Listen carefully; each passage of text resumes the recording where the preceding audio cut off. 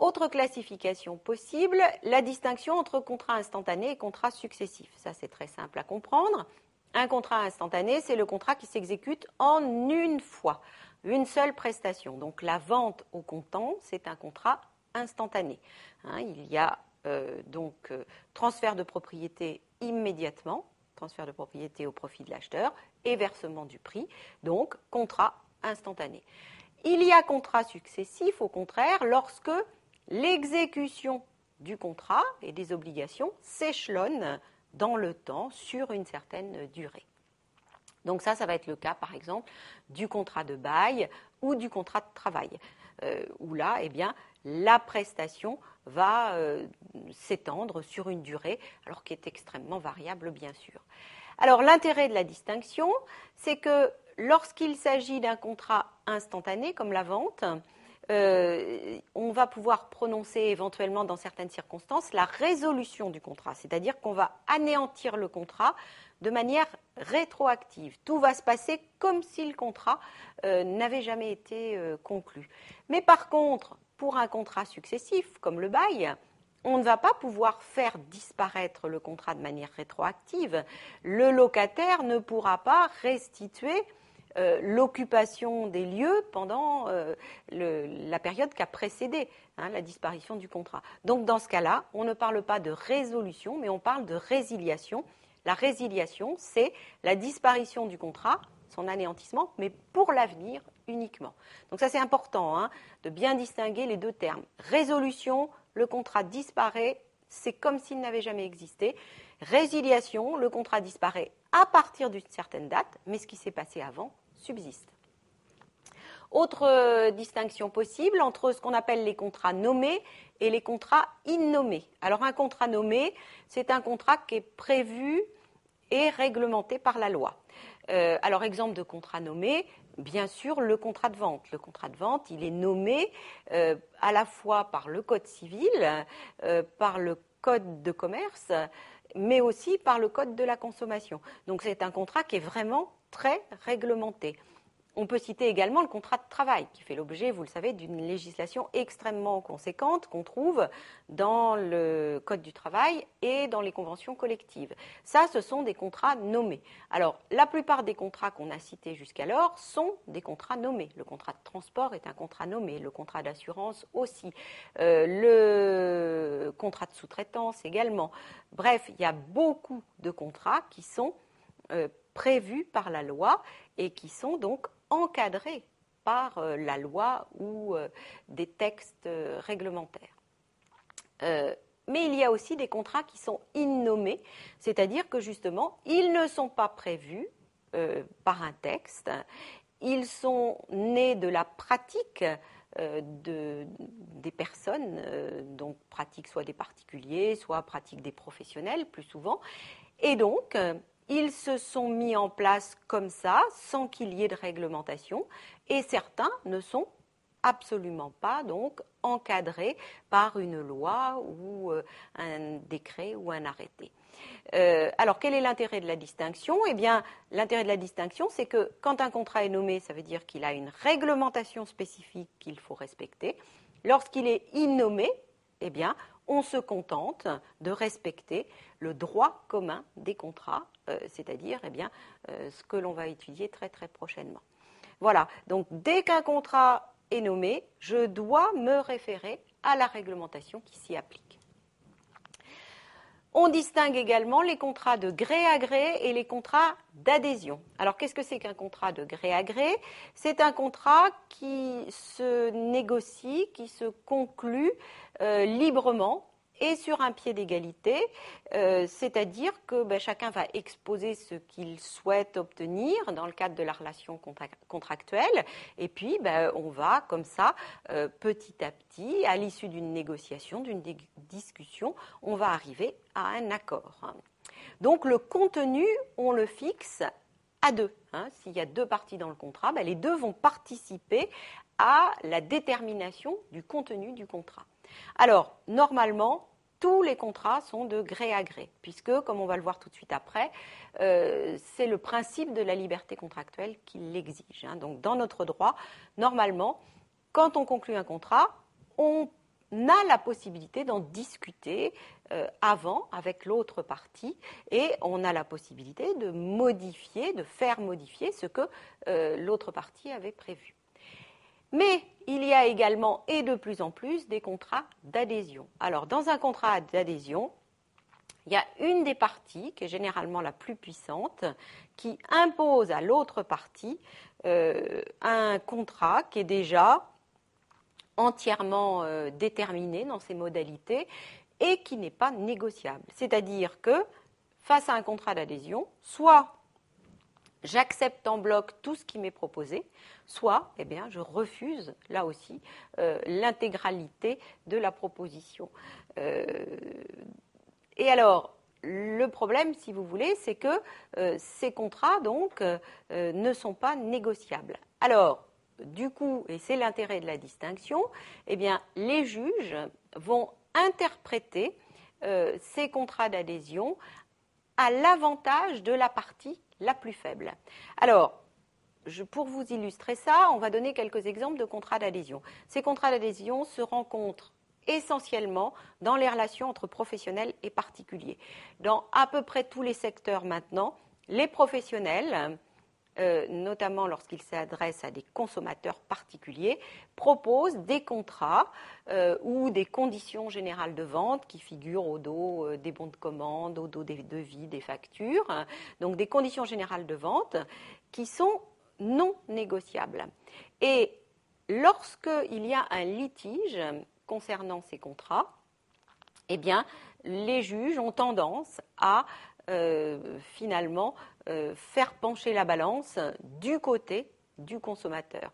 Parce que justement, le consommateur n'a pas eu la possibilité de négocier, de discuter certaines clauses, de les aménager, de les modifier.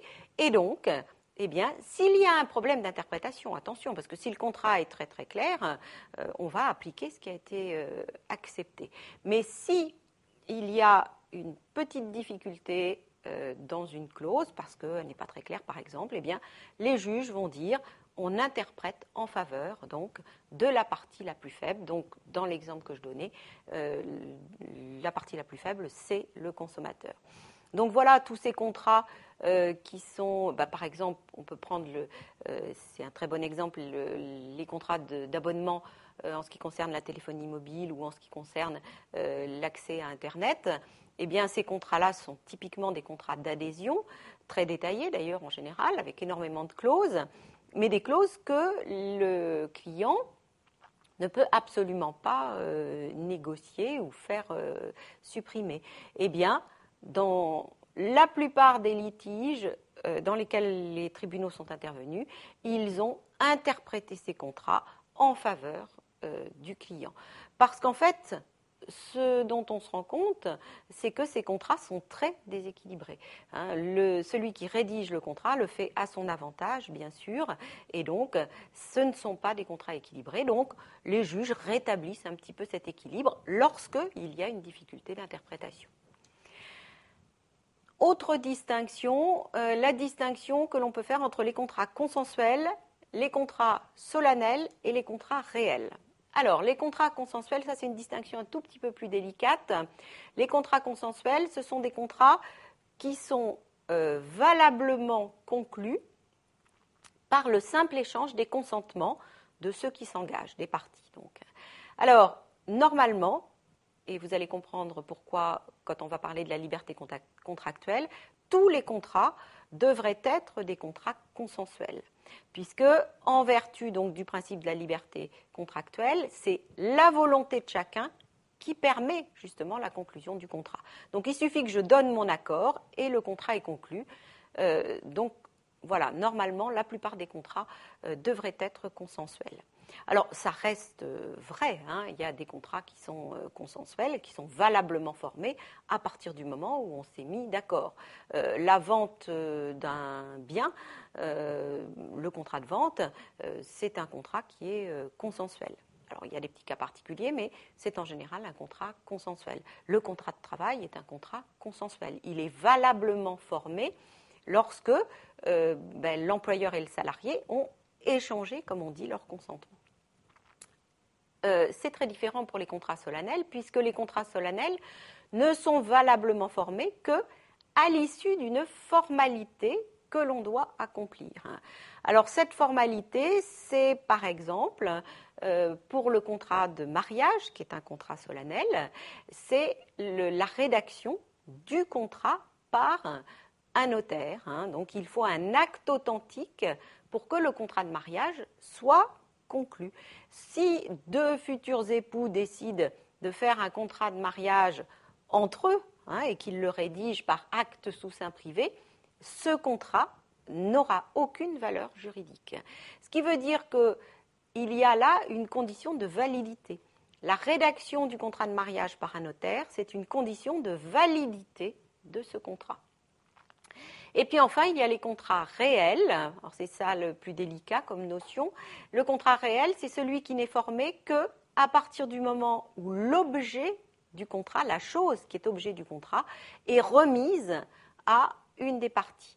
Alors, pour comprendre ça, il faut donner des exemples. Donc, le contrat de prêt est un contrat réel, c'est-à-dire qu'il n'est formé que lorsque le bien que l'on prête est remis à l'emprunteur. Si je prête ma voiture à quelqu'un, même si j'ai dit on s'est mis d'accord avec cette personne, je te prête ma voiture, c'est d'accord, le contrat n'est pas conclu tant que l'emprunteur n'est pas en possession du véhicule. Donc c'est au moment où je vais lui remettre mon véhicule et les clés pour qu'il puisse l'utiliser que le contrat de prêt va se former. C'est la même chose pour le prêt d'argent. Si c'est de l'argent que je prête, le fait que j'ai dit je vais te prêter de l'argent ne suffit pas pour conclure le contrat. Il faut que je remette la somme d'argent pour que le contrat soit conclu. Alors attention quand même, là je parle de relations entre particuliers. Je prête de l'argent à quelqu'un à titre amical. Lorsque c'est un établissement de crédit qui prête de l'argent à un de ses clients, c'est un contrat consensuel, c'est-à-dire que l'échange des consentements, donc la signature du contrat par le client, de l'offre préalable de crédit par le client, là le contrat est conclu, même si la somme d'argent n'a pas encore été versée. Voilà, le contrat de dépôt, c'est également un contrat réel. Tant que le bien n'a pas été déposé, eh bien, le contrat de dépôt n'existe pas, même si on s'est mis d'accord auparavant. Voilà, donc là, l'intérêt de la classification, c'est que le contrat, évidemment, pour être valable, il faut qu'il respecte la condition, soit de formalité, soit de remise du bien en question. Dernière petite chose en ce qui concerne les contrats, il faut parler du contrat qu'on appelle intuitu personné. Alors, là, il n'y a pas d'autre, ça ne s'oppose pas à une autre catégorie. Un contrat peut être intuitu personné. Alors, qu'est-ce que c'est ? C'est un contrat qui est conclu par rapport à la personne avec qui on va le conclure. C'est-à-dire que ce qui va m'amener à conclure un contrat, c'est la personne en question, ses qualités, ses aptitudes, ses compétences. Et cette considération de la personne est déterminante. Donc c'est ça qui caractérise le contrat intuitu personné. Alors, exemple de ces contrats, bien sûr, le contrat de travail. On embauche quelqu'un en fonction de ses qualités professionnelles. Donc là, la considération de la personne est déterminante. Par contre, si je vais acheter un bien quel qu'il soit, la personnalité du vendeur m'importe assez peu finalement. Ce qui m'importe, c'est l'objet de la vente, c'est le prix, c'est la qualité, c'est bref, des tas de choses comme ça, mais ça n'est pas la personnalité du vendeur. En règle générale, ça n'a aucune incidence sur la décision de l'acheteur. Donc, le contrat de vente n'est pas un contrat conclu intuitu personné, alors que donc le contrat de travail l'est.